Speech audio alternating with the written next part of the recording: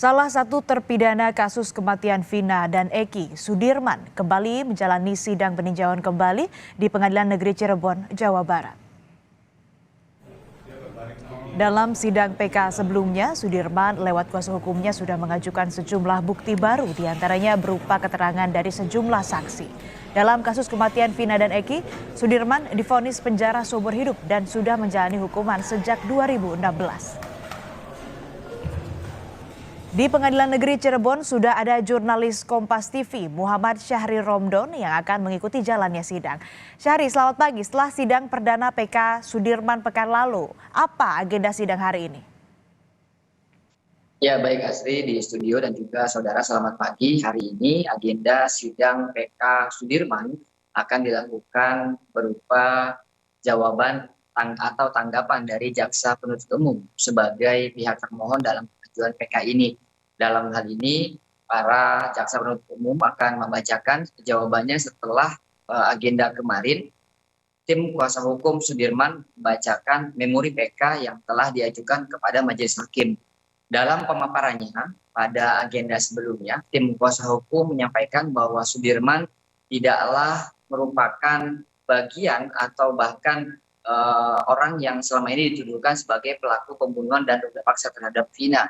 Dalam dakwaan sebelumnya, Sudirman ikut serta dalam melakukan pembunuhan pada malam 27 Agustus 2016 lalu di beberapa tempat, yakni di belakang showroom tempat mereka melakukan pembunuhan dan kemudian melakukan pelemparan di jembatan layang seperti dakwaan di tahun 2017 lalu yang telah diputuskan oleh hakim persidangan tahun 2017 lalu. Namun pada peninjauan kembali di sidang 2024 ini, tim kuasa hukum memastikan dan menyampaikan bahwa Sudirman tidaklah dan bukanlah orang yang seperti yang dituduhkan dan diputuskan seperti saat itu, yakni Sudirman berada di tempat lain. Pada malam 27 Agustus 2016, Sudirman berada di rumah saudaranya yang juga disaksikan oleh orang lain yang nantinya akan dijadikan sebagai saksi novum untuk menghadirkan dalam PK peninjauan sidang PK pada hari ini yang sedang berlangsung.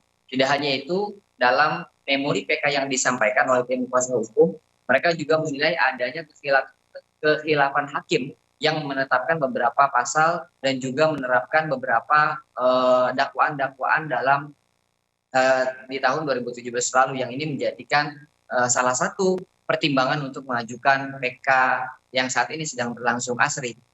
Sudirman juga ini sempat mengeluh karena sakit begitu ya, karena ada luka tembak. Nah ini sebetulnya apa sebabnya, Syahri? Ya, Sudirman adalah salah satu terpidana yang memiliki perhatian yang cukup serius dari tim kuasa hukumnya. Beberapa di antaranya adalah Sudirman menjadi salah satu korban, menurut versi mereka merupakan korban intimidasi dan juga kriminalisasi yang dilakukan oleh tim penyidik pada saat itu, di mana mereka melakukan tindakan kekerasan secara fisik terhadap Sudirman yang kemarin dikeluhkan pada sidang sebelumnya, yakni ditembak dengan senapan angin sehingga terdapat luka di bagian kiri punggungnya, sehingga Sudirman tidak cukup lama kuat berdiri atau duduk pada saat persidangan, dan itu terjadi pada persidangan sebelumnya.